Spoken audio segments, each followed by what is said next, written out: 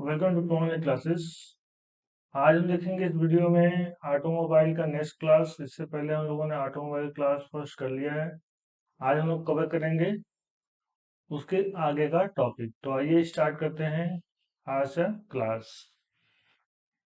Introduction ही चल रहा है, जो चैप्टर नंबर 1 है इंट्रोडक्शन, उसी के आगे का पार्ट हम देखेंगे क्लास 2 में। ठीक है, तो आज का टॉपिक है ड्राइव, चालन। तो चालन क्या होता है इसको हम लोग समझ लेते हैं। ड्राइव किसे कहा जाता है, ठीक है, चालन। तो चालन से ये मतलब है कि जो इंजन में पावर प्रोड्यूस हो रहा है उसको किस प्रकार से गाड़ी के पिछले पहियों में या फिर अगले पहिए में ट्रांसमिट किया जा रहा है। उस व्यवस्था को हम लोग क्या कहते हैं, चालन कहते हैं। किस सिस्टम के द्वारा जो है पावर को ट्रांसमिट किया जा रहा है। ठीक है, तो यहाँ पे चालन का जो है 3 प्रकार के चालन है। पहला यहाँ पे दिखाया गया जिसको बोलते हैं फ्रंट व्हील ड्राइव, और इसको बोलते हैं रियर व्हील ड्राइव, और इसको बोलते हैं फोर व्हील ड्राइव। 3 तरीके का यहाँ पे चालन है, और उनको एक एक करके हम लोग अच्छे से समझेंगे। थोड़ा सा यहाँ पे देख लेते हैं। जैसे कि फ्रंट व्हील ड्राइव में क्या होता है, इंजन का पावर जो है फ्रंट व्हील में, आगे की व्हील में ट्रांसमिट होता है, और पिछले वाले पहियों में जो रियर व्हील होता है पिछला वाला, उसमें कोई भी पावर नहीं होता है। जबकि रियर व्हील ड्राइव में क्या होता है, गाड़ी के पिछले पहियों में पावर को ट्रांसमिट किया जाता है और अगले व्हील में कोई भी पावर ट्रांसमिट नहीं किया जाता है। जबकि फोर व्हील ड्राइव में क्या होता है कि गाड़ी के चारों पहियों यानी कि फ्रंट फ्रंट एक्सल और रियर एक्सल दोनों में ही पावर का ट्रांसमिशन किया जाता है।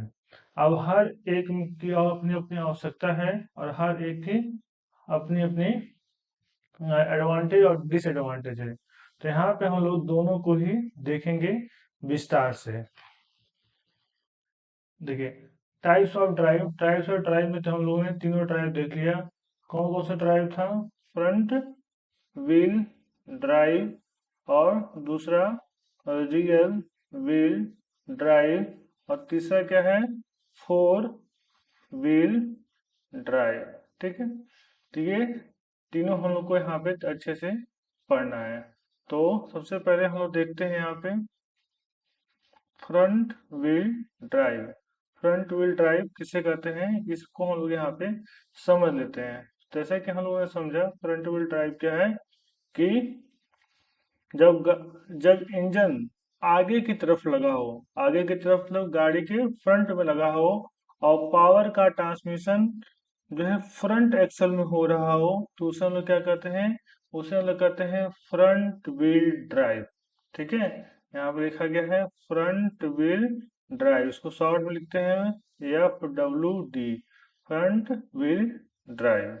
ठीक है, इसमें क्या होता है कि इंजन आगे की तरफ लगा होगा और वो आगे के पहियों में पावर का ट्रांसमिशन कर रहा होगा, और आगे के पहियों में ही स्टीयरिंग सिस्टम का भी व्यवस्था होता है। जैसा कि हम जानते हैं स्टीयरिंग का भी व्यवस्था किसमें होता है, आगे के पहियों में होता है।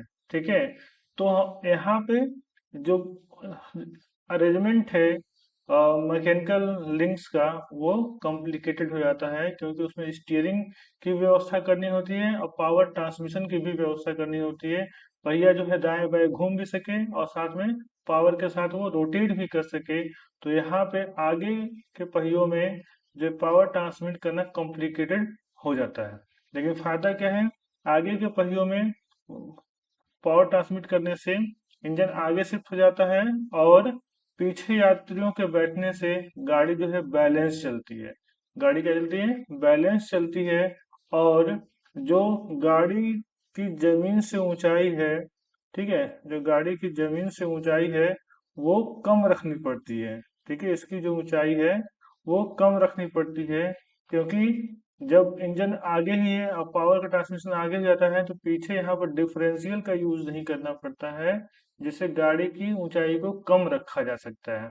जिसमें डिफरेंशियल यूज किया जाता है वो जमीन से उस गाड़ी की ऊंचाई जो है अधिक रखनी पड़ती है। ठीक है, ये फायदा है। लेकिन नुकसान क्या होता है, जब कभी इसे ऊंचाई पे चढ़ना होता है, इस प्रकार की गाड़ी को कभी ऊंचाई पर चढ़ना होता है, तो क्योंकि फ्रंट व्हील ड्राइव है तो क्या होता है, आगे वाले पहियों पे ज्यादा ऊर्जा लगाने की आवश्यकता होती है, ज्यादा एनर्जी के साथ चढ़ने की आवश्यकता होती है, मतलब कि फ्यूल का कंजम्पशन ज्यादा होता है।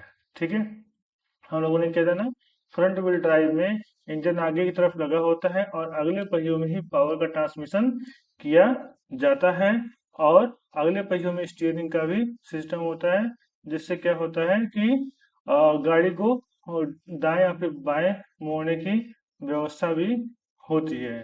ठीक है, इसे हम लोग क्या कहते हैं, फ्रंट व्हील ड्राइव कहते हैं। तो अगला स्लाइड देखते हैं। देखिए, इस इमेज को जो है, ये वाला जो फिगर है इसको आपको बनाना है। इसके पहले वाला जो फिगर दिखाया है ये समझने के लिए है, इसे आपको एग्जाम में नहीं बनाना है। ये वाला फिगर सबसे सिंपल फिगर है, इसे आपको बनाना है। इस साइड में इसका फ्रंट है, ठीक है, ये इसका फ्रंट साइड है और इसका बैक साइड है व्हीकल का। यहाँ पे देखिए किस तरीके से दिखाया गया है, ये बीच में यहाँ पे इंजन लगा हुआ है, ठीक है, और इंजन के दोनों साइड यहाँ पे और फिर यहाँ पे आपको दिखाया गया है, ये सब क्या है, यूनिवर्सल ज्वाइंट है। ठीक है, यहाँ पे क्या है, व्हील है, ये क्या है, व्हील है, जिसको लिखा गया है अग्र पहिया। ठीक है, और यहाँ पे क्लच है और यहाँ पे जो है गियर बॉक्स लगा हुआ है। तो फ्रंट में ही क्या लगा है, इंजन लगा है और फ्रंट के व्हील में ही पावर का ट्रांसमिशन हो रहा है, और पीछे वाले व्हील जो रियर व्हील है उसमें पावर का ट्रांसमिशन नहीं है। ये आप मत बनाइएगा, ये दिखाया गया है उसका सस्पेंशन सिस्टम स्प्रिंग। ठीक है, इसके बिना भी काम चल जाएगा। तो ये फिगर आप बनाएंगे अपने नोटबुक में, जो एग्जाम में आएगा तो वहां भी यही फिगर बनाएंगे, ऊपर वाला फिगर आप नहीं बनाएंगे, इस वाले फिगर को आपको बनाना है। ठीक है, आगे बढ़ते हैं। अब देखते हैं इसके एडवांटेज के बारे में। एडवांटेज हमने क्या क्या बताया था आपको, पहला एडवांटेज ये बताया था, इसमें प्रोपेलर शाफ्ट का प्रयोग नहीं किया जाता है।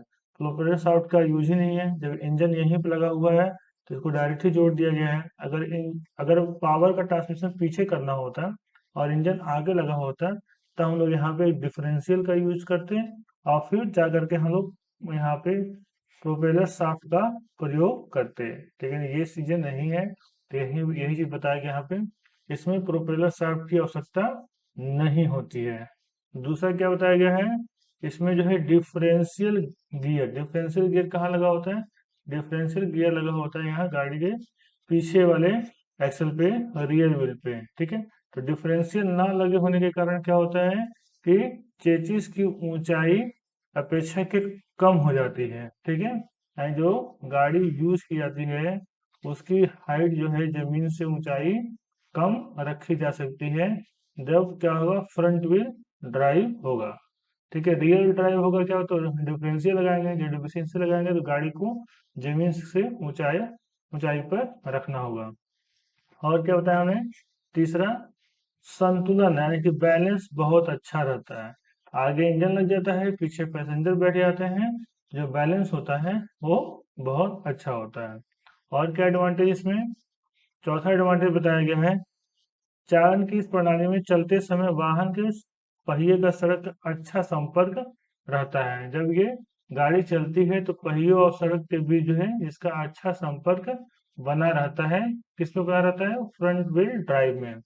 और फिर पांचवा एडवांटेज क्या है, सड़क और पहियों के मध्य अच्छे संपर्क के कारण चलते फिसलने की संभावना नहीं होती है।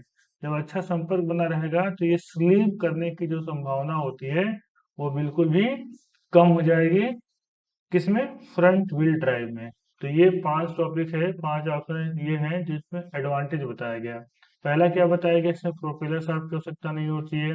दूसरा बताया गया डिफरेंशियल गियर, इसमें न लगे होने के कारण उसकी ऊंचाई को कम रखा जा सकता है, ये बैलेंस चलता है। ठीक है, और सड़क पे अच्छा संपर्क होता है, सड़क और पहियों के बीच अच्छा संपर्क होता है। अच्छे संपर्क होने के कारण है फिसलने की संभावना न के बराबर होती है। ये इसका एडवांटेज है। किसका एडवांटेज है, फ्रंट व्हील ड्राइव का। किसका है, फ्रंट व्हील ड्राइव का। अब हम लोग देखते हैं इसका डिसएडवांटेज। क्या डिसएडवांटेज है फ्रंट व्हील ड्राइव का, तो देखिए पहले में बताया गया है, इंजन की शक्ति को अगर धुरे पारित करने हेतु की जाने वाली व्यवस्था काफी जटिल होती है। तो ये पहले ही मैंने बताया कि फ्रंट व्हील में पावर ट्रांसमिट करने के लिए जो है काफी जटिल व्यवस्था होती है। क्यों जटिल व्यवस्था होती है? क्योंकि जो पहिया, इस तरीके से समझिए, जो पहिया यहाँ पर लगा हुआ है, ठीक है, इस पहिए में क्या करना है? पावर को ट्रांसमिट भी करना है, पावर को ट्रांसमिट भी करना है, और इसको दाहिने और बाएं रोटेट भी कराना है स्टीयरिंग लगा करके, ठीक है, स्टीयरिंग लगा करके। तो होता क्या है कि एक काफी कॉम्प्लिकेटेड व्यवस्था हो जाती है, ठीक है। और कॉम्प्लिकेटेड व्यवस्था होने के कारण जो है स्टीयरिंग जो है, स्टीयरिंग पे लोड आ जाता है, स्टीयरिंग पे ज्यादा लोड आ जाता है, स्टीयरिंग बहुत स्मूथली काम नहीं करता है। आगे देखिए क्या सेकंड में क्या बताया गया है।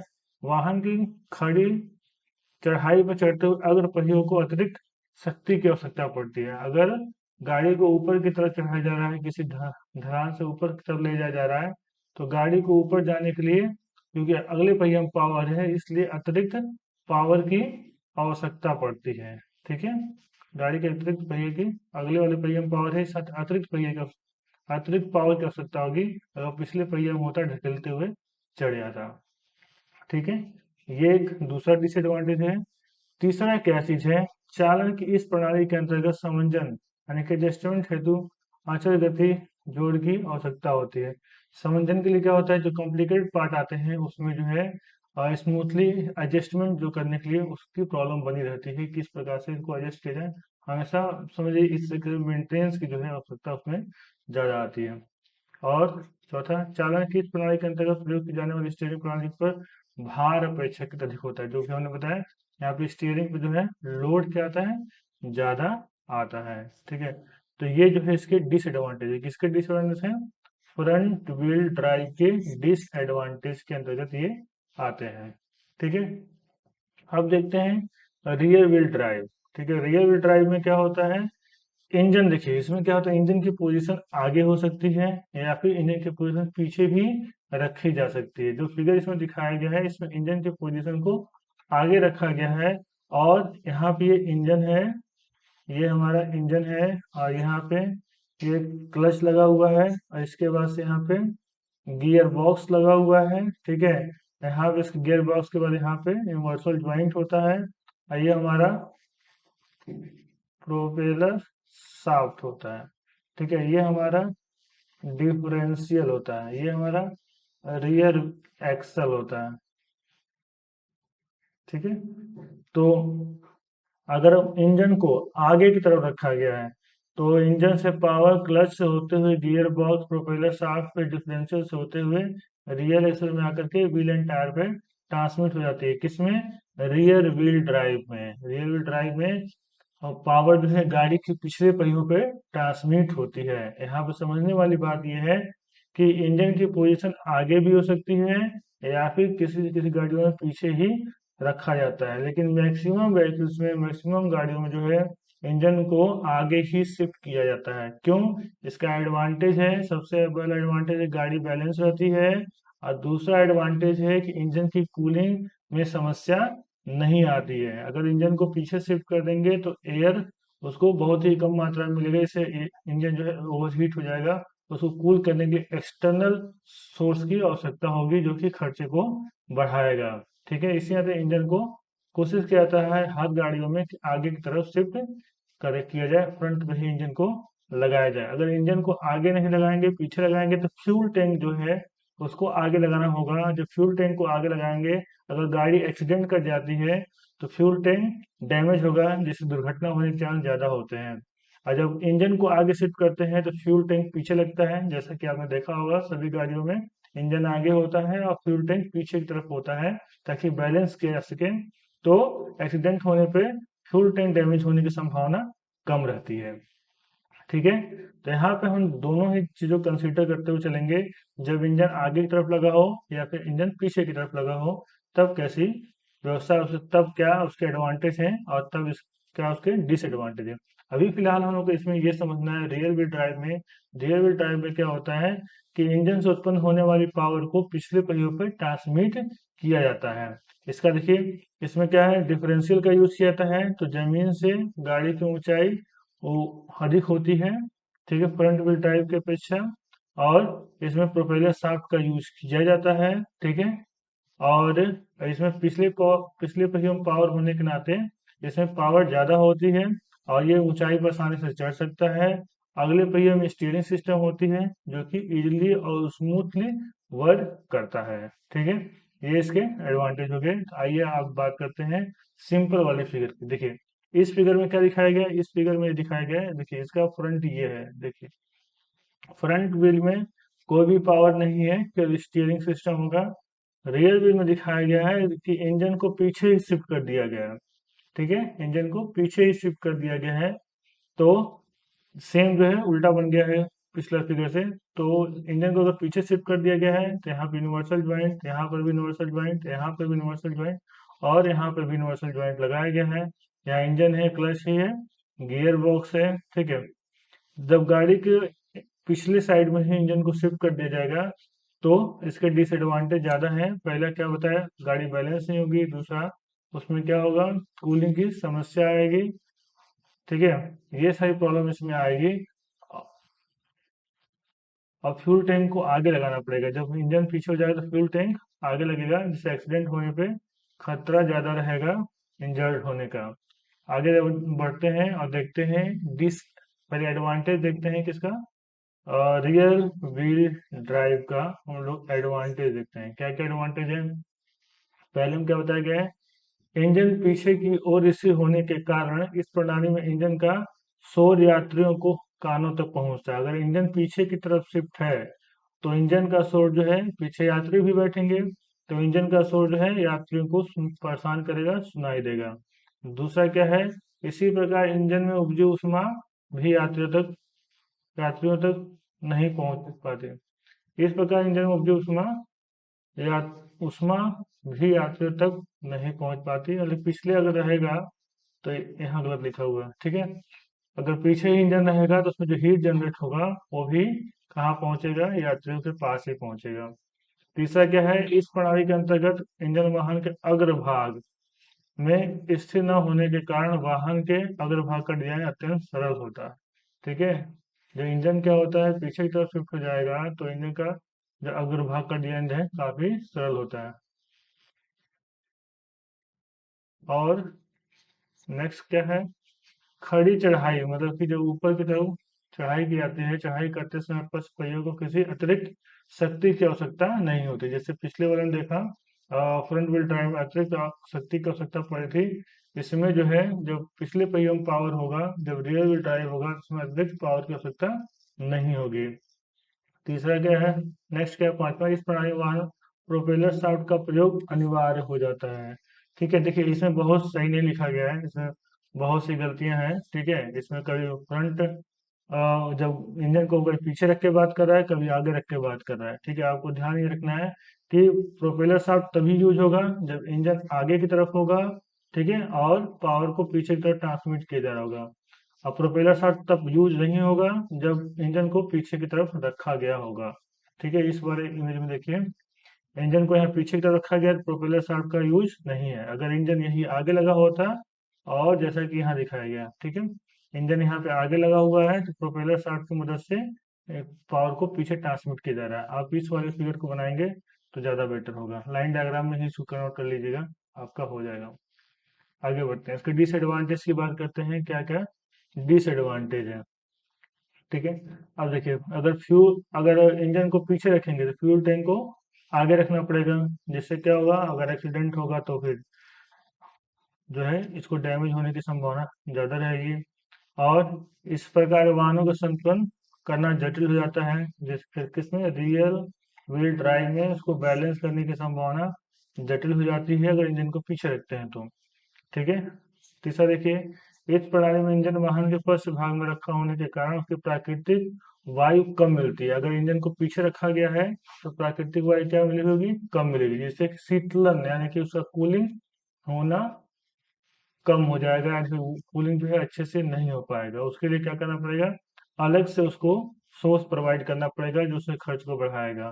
ऐसे मेंटेनेंस पर अधिक खर्च होता है, ठीक है। इस प्रकार के गाड़ियों में मेंटेनेंस पर अधिक खर्च होता है। किस प्रकार के, रियर व्हील ड्राइव में, जबकि फ्रंट व्हील में मेंटेनेंस चार्ज कम होगा, ठीक है।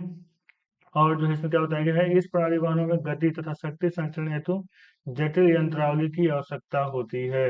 ठीक है, इसमें क्या होता है, शक्ति पारेषण के लिए जटिल यंत्रावली की आवश्यकता होती है। ऐसा क्यों कहा जा रहा है जटिल यंत्रावली की आवश्यकता होती है? क्योंकि अगर इंजन को आगे शिफ्ट किया गया है तो क्लच, गियर बॉक्स, वो universal joint, propeller shaft, universal joint differential, ये सबका प्रयोग करना पड़ रहा है। इसलिए वो क्या कह रहा है कि जटिल यंत्रावलियों की आवश्यकता पड़ती है। ठीक है, तो ये हो गया इसका डिसएडवांटेज। किसका डिसएडवांटेज हमने देखा? रियर व्हील ड्राइव का डिसएडवांटेज देखा। अब आगे बढ़ते हैं। आप देखेंगे फोर व्हील ड्राइव।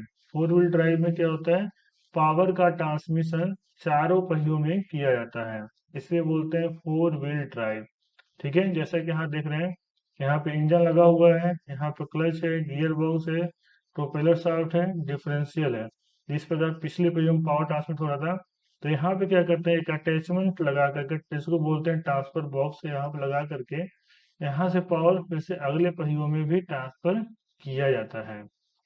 ठीक है, तो ऐसा ऐसा सिस्टम जिसमें कि इंजन के पावर को फ्रंट व्हील और रियर व्हील दोनों में ही ट्रांसफर किया जाता है, उसको बोलते हैं फोर व्हील ड्राइव। ऐसे गाड़ियां जो हैं बहुत शक्तिशाली होती हैं।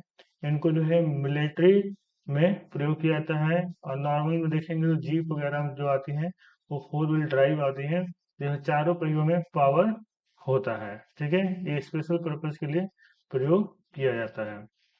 आगे बढ़ते हैं। इस वाले फिगर को आप बना सकते हैं लाइन डायग्राम में, जिसमें आगे भी और पीछे भी दोनों ही डिफरेंशियल का प्रयोग दिखाया गया है। इंजन को आगे से थोड़ा हट के लगाया गया है, यहाँ पे ट्रांसफर बॉक्स का प्रयोग किया गया है फ्रंट में एनर्जी को पहुंचाने के लिए। ठीक है, इस फिगर को आप बना करके प्रैक्टिस करेंगे फोर व्हील ड्राइव के लिए। ठीक है, आगे देखिए, एडवांटेज क्या है फोर व्हील ड्राइव के, यहाँ बताया गया है। पहला, इस प्रणाली वाले वाहनों का भी सभी पटरियों पर एक समान रूप से शक्ति का पारेषण होता है। मतलब कि इसमें क्या होता है, सारे पहियों पे जो है एक समान रूप से शक्ति का पारेषण होता है। और दूसरा क्या बताया गया है, इस प्रणाली वाले वाहनों का प्रयोग पहाड़ी क्षेत्रों में सुगमता पूर्वक किया जा सकता है, क्योंकि चारों पहियों में जो पावर है तो पहाड़ी में ये चढ़ाई आसानी से कर सकता है।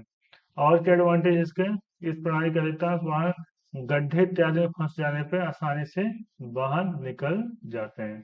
ये इसके एडवांटेज हैं। अब फोर व्हील ड्राइव के डिसएडवांटेज देखें तो क्या है, यह चालन प्रणाली अपेक्षाकृत अधिक महंगी होती है। मतलब कि इसका जो रनिंग कास्ट है वो काफी ज्यादा होता है।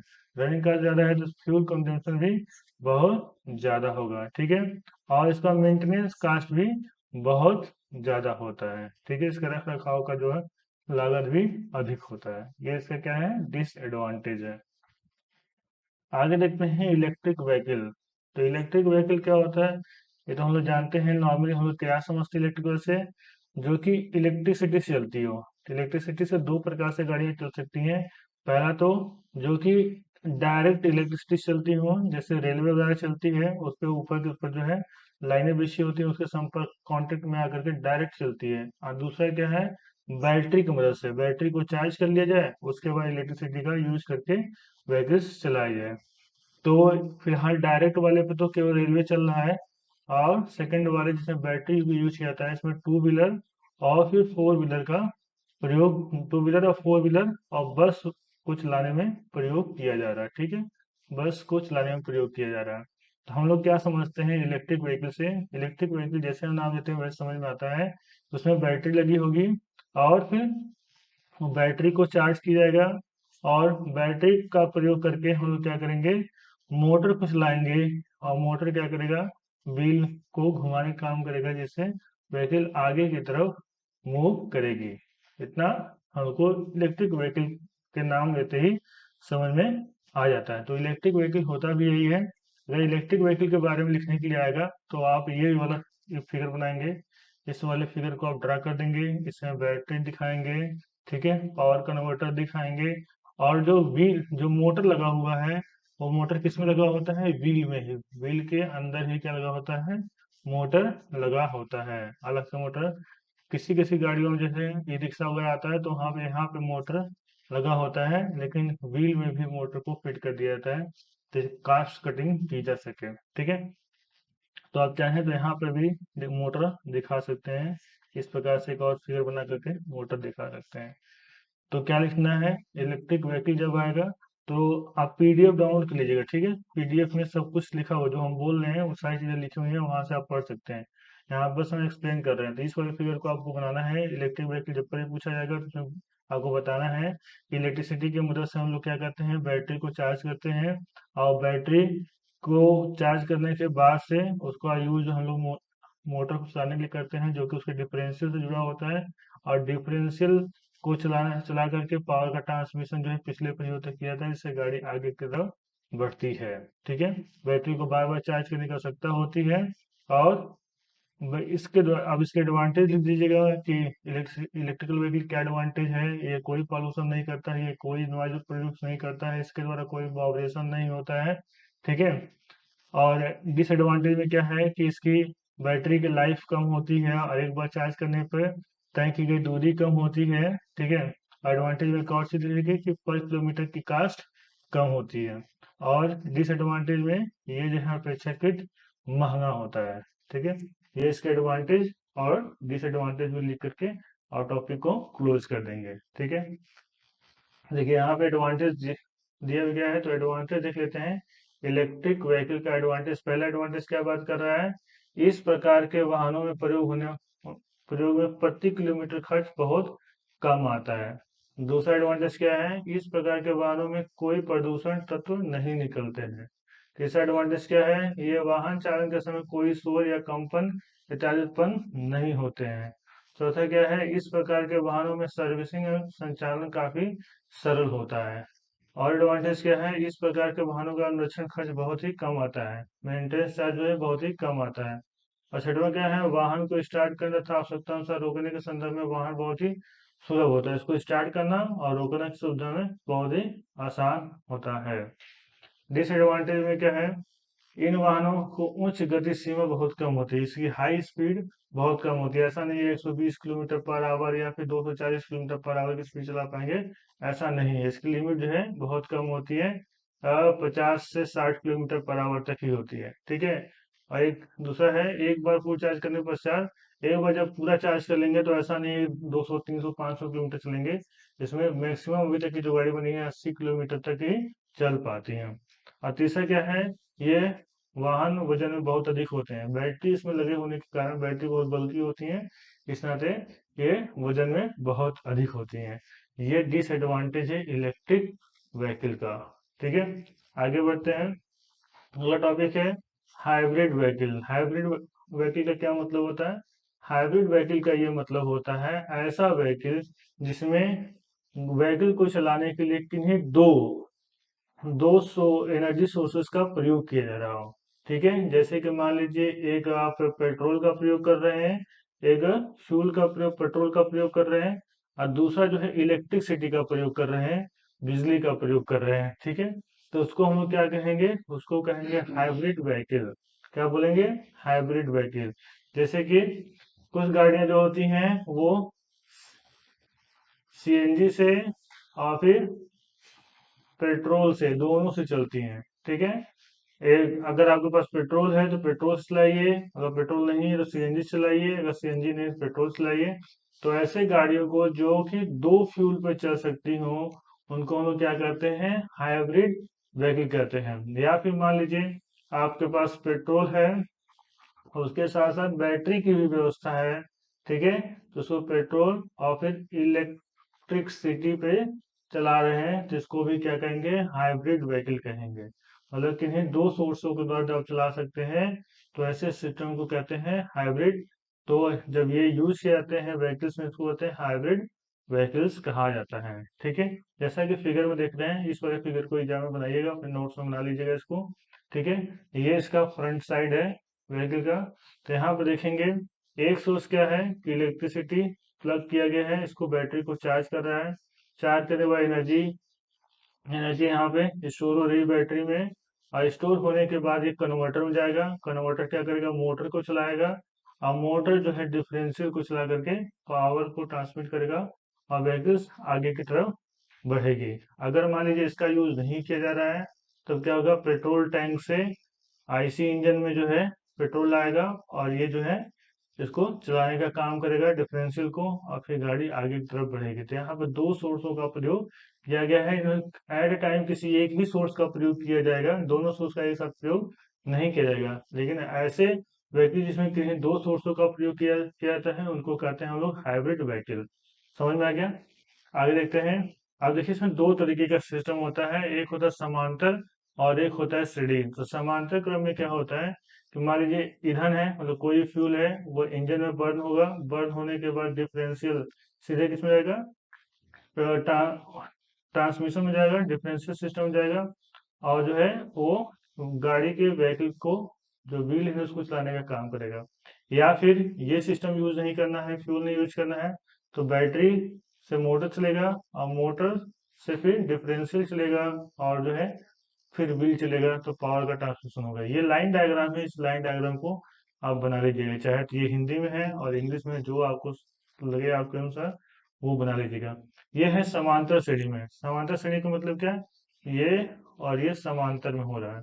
ठीक है, या तो फ्यूल का यूज हो रहा है या तो बैटरी का यूज हो रहा है। ठीक है, आप देखेंगे श्रेणी क्रम में, तो श्रेणी क्रम में कैसे है, फ्यूल है, मान लीजिए पेट्रोल है, पेट्रोल से आप क्या कर रहे हैं, इंजन चला रहे हैं, इंजन से जनरेटर चलाएंगे, जनरेटर से बैटरी को चार्ज करेंगे, बैटरी को चार्ज करने के बाद मोटर चलाएंगे, और मोटर चलाने के बाद व्हील को चलाएंगे। इस प्रकार से जो है आपका गाड़ी चलेगा। ठीक है, तो इस समय आप क्या करें, फ्यूल का यूज कर रहे हैं।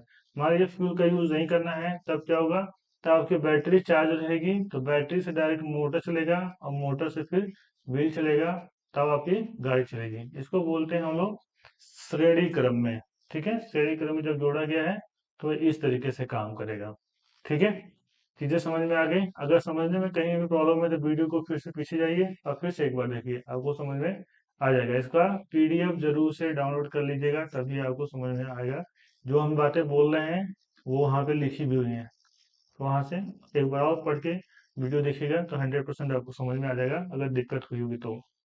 आगे बढ़ते हैं। अब हाइब्रिड सिस्टम का जो है हम लोग एडवांटेज देखते हैं, क्या एडवांटेज है।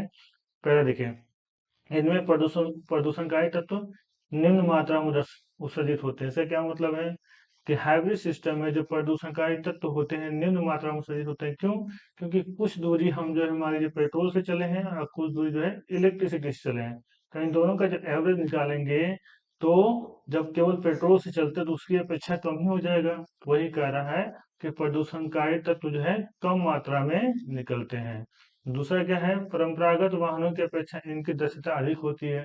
ठीक है, जबकि पेट्रोल से चलते आप दोनों से चलेंगे, कुछ दूरी पेट्रोल से कुछ दूरी इलेक्ट्रिसिटी चलेंगे, तो क्या हो जाएगी, इसकी एफिशिएंसी बढ़ जाएगी, दक्षता अधिक हो जाएगी।